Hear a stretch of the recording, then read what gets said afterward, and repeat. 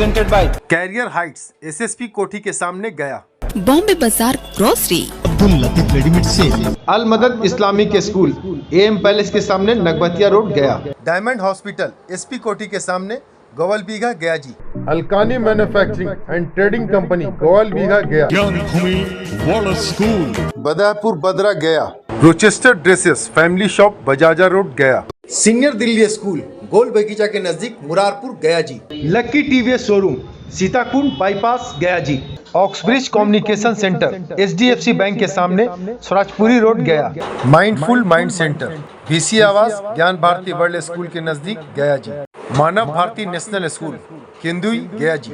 Centre for site आंखों का hospital AP colony गया जी। मान शिशु हॉस्पिटल डीएम कोठी के नजदीक मोहन नगर गया जी। अरविंद स्टोर पोस्ट ऑफिस के सामने जीबी रोड गया जी। पैक्स चुनाव में मारपीट, 3 घायल, मतदान केंद्र पर बढ़ाई गई सुरक्षा। शेरघाटी प्रखंड क्षेत्र के चिताब कला पंचायत में पैक्स चुनाव के दौरान मतदान केंद्रों पर 2 पक्षों के बीच हुए विवाद ने मारपीट का रूप ले लिया, जिसमें 3 लोग घायल हो गए। घटना के बाद कुछ समय के लिए मतदान केंद्र पर अफरा तफरी का माहौल बन गया। सूचना मिलते ही पुलिस और प्रशासनिक अधिकारी मौके पर पहुंचे तथा स्थिति को नियंत्रित कर मतदान प्रक्रिया को पुनः सुचारू कराया है। जानकारी के मुताबिक मतदान केंद्र पर मतदाता कतार में खड़े होकर मतदान की प्रतीक्षा कर रहे थे। इसी दौरान कथित हेराफेरी को लेकर 2 पक्षों में कहासुनी शुरू हो गई, जो देखते ही देखते मारपीट में बदल गई। घटना में रणविजय प्रसाद, उनके बेटे पुरुषोत्तम कुमार तथा मौजमा गांव के रहने वाले अभय कुमार घायल हो गए हैं। घायलों को इलाज के लिए शेरघाटी अनुमंडल अस्पताल भेजा गया, जहां रणविजय प्रसाद यादव का उपचार जारी है। ग्रामीणों ने आरोप लगाया कि मतदान केंद्र पर तनाव की सूचना पहले ही प्रशासन को दे दी गई थी, लेकिन समय पर कार्रवाई नहीं होने से स्थिति बिगड़ गई। रोशनगंज थाना क्षेत्र के चमनिया प्राथमिक विद्यालय के पास उत्पाद विभाग ने बड़ी कार्रवाई करते हुए टोटो से 96 लीटर अवैध देसी शराब को जब्त किया है। इस कार्रवाई के दौरान छापेमारी दल में अजय कुमार सिंह सहायक अवर निरीक्षक, नीतू कुमारी सहायक अवर निरीक्षक शामिल थे। पुलिस पर हमला करने के मामले में एवं अवैध खनन में संलिप्त एक अभियुक्त को किया गया है गिरफ्तार, जिसकी पहचान गुरारू थाना क्षेत्र के देवकली के रहने वाले अरुण कुमार के रूप में हुई है। हत्या के प्रयास के कांड में 3 अभियुक्तों को किया गया है गिरफ्तार, जिनकी पहचान शेरघाटी थाना क्षेत्र के कड़ मोहल्ला के रहने वाले सुखू यादव, संजय यादव और धीरज कुमार के रूप में हुई है।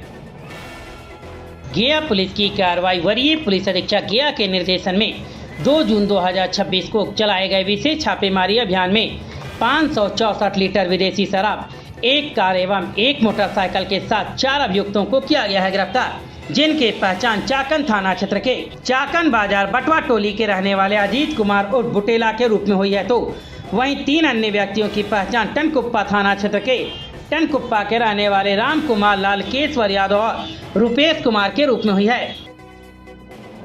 राज्य सरकार के आदेश के आलोक में गया जिले में 1 जुलाई से डिग्री कॉलेज रहित 7 प्रखंडों यानी के अतरी, नीमचक, बथानी, कोंच, मोहड़ा, बांके बाजार, डुमरिया एवं मोहनपुर में उत्सवी माहौल में डिग्री की पढ़ाई शुरू होगी।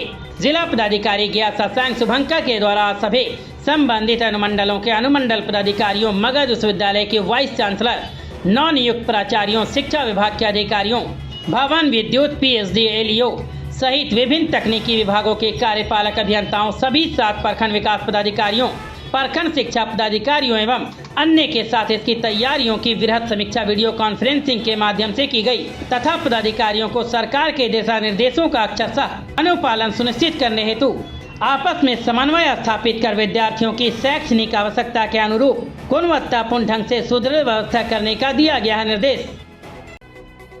गया पुलिस की कार्रवाई वरीय पुलिस अधीक्षक गया के निर्देशन में 2 जून 2026 को चलाए गए विशेष छापेमारी अभियान में अवैध बालू लदे 2 ट्रैक्टर एवं 41,620 किलोग्राम अवैध कोयला लदे 1 ट्रक के साथ 3 अभियुक्तों को किया गया है गिरफ्तार, जिनकी पहचान डोभी थाना क्षेत्र के तेतरिया के रहने वाले दिनेश कुमार, बंटी कुमार के रूप में हुई है। तो वहीं तीसरे व्यक्ति की पहचान जहानाबाद जिले के बराबर थाना क्षेत्र के मक्पा के रहने वाले मोहम्मद राशिद खान के रूप में हुई है। गया जिले में प्रस्तावित सिविल टाउनशिप के लिए भूमि अधिग्रहण के विरोध में किसानों ने अपना आंदोलन तेज कर दिया है। नगर प्रखंड के विभिन्न गांवों में किसानों ने जनसंपर्क अभियान चलाकर लोगों से मुलाकात की और जमीन अधिग्रहण के मुद्दे पर चर्चा की है। इस दौरान ग्राम पंचायत धनसीर के मुखिया प्रतिनिधि प्रकाश यादव सहित कई किसानों ने एक स्वर में कहा कि वे किसी भी कीमत पर अपनी जमीन नहीं देंगे। किसानों का कहना है कि अपनी आजीविका खेती पर निर्भर है और जमीन अधिग्रहण से उनके सामने रोजी रोटी का संकट खड़ा हो जाएगा। किसानों ने चेतावनी देते हुए कहा कि यदि सरकार जबरन जमीन लेने का प्रयास करती हो तो वे उग्र आंदोलन करने को मजबूर होंगे।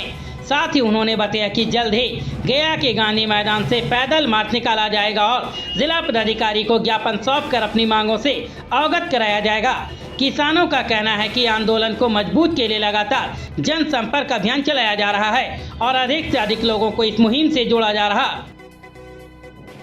3 जून 2026 को बोधगया, वजीरगंज, मोहनपुर, अतरी, कोंच, बेलागंज और शेरघाटी थाना क्षेत्रों में पैक्स चुनाव को लेकर सभी मतदान केंद्रों पर पुलिस पदाधिकारी एवं पुलिस बल की पर्याप्त तैनाती की गई है। चुनाव शांतिपूर्ण, निष्पक्ष एवं विधि व्यवस्था पर विशेष निगरानी रखी गई है, जिसके बाद चुनाव संपन्न हुआ है।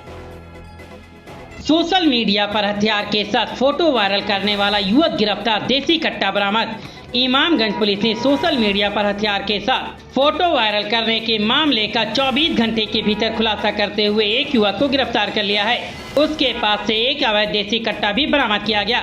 वरीय पुलिस अधीक्षक सुशील कुमार के निर्देश पर सोशल मीडिया पर हथियारों के साथ फोटो या वीडियो पोस्ट करने तथा हर्ष फायरिंग करने वालों के विरुद्ध लगातार कार्रवाई की जा रही है। इसी क्रम में बीते सोमवार को इमामगंज थाना को सूचना मिली कि एक व्यक्ति का हथियार के साथ फोटो सोशल मीडिया पर वायरल हो रहा है। सूचना मिलने के बाद इमामगंज के डीएसपी धीरज कुमार के नेतृत्व में एक विशेष टीम का गठन किया गया।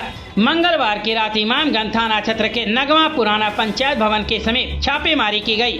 पुलिस को देखकर एक युवक भागने लगा, जिसे पुलिस बल की सहायता से पकड़ लिया गया। तलाशी के दौरान उसके पास से वायरल फोटो में दिख रहा अवैध हथियार, एक देसी कट्टा बरामद किया गया है। गिरफ्तार युवक की पहचान छतरपुर गांव के टोला ढुंगलिया निवासी अरुण कुमार के रूप में हुई है।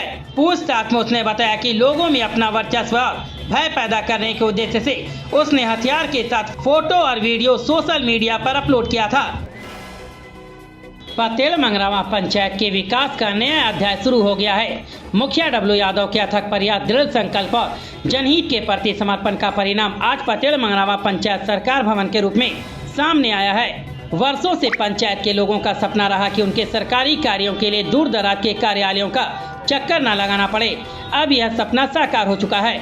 पंचायत सरकार भवन किसी साधारण भवन का नाम नहीं है, बल्कि यह ग्रामीण प्रशासन का मिनी ब्लॉक है, जहां पंचायत वासियों को विभिन्न सरकारी योजनाओं, प्रमाण पत्रों, जन कल्याणकारी सेवाओं तथा प्रशासनिक सुविधाओं का लाभ एक ही स्थान पर प्राप्त होगा।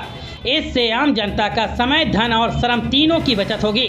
ये उपलब्धि आसान नहीं थी। निर्माण कार्य के दौरान कुछ लोगों के द्वारा विरोध और बाधाएं उत्पन्न की गई, लेकिन जनहित को सर्वोपरि मानते हुए मुखिया डब्लू यादव ने धैर्य, प्रतिबद्धता और सकारात्मक सोच के साथ सभी चुनौतियों का सामना किया। उनका उद्देश्य केवल पंचायत का विकास और जनता की सुविधा था, जिसे उन्होंने अपने कर्मों से सिद्ध कर दिखाया है। अब पतेल मंगरावा पंचायत की जनता गर्व और उत्साह के साथ ऐतिहासिक क्षण की साक्षी बनने को तैयार है। पंचायत सरकार भवन का उद्घाटन केवल एक भवन का उद्घाटन नहीं, बल्कि विकास, सुशासन और आत्मनिर्भर पंचायत की दिशा में एक महत्वपूर्ण कदम है। पतेल मंगरावा पंचायत की जनता की तरफ से इस जनहितकारी पहल के लिए मुखिया डब्लू यादव को हार्दिक बधाई और शुभकामनाएं दी गई है।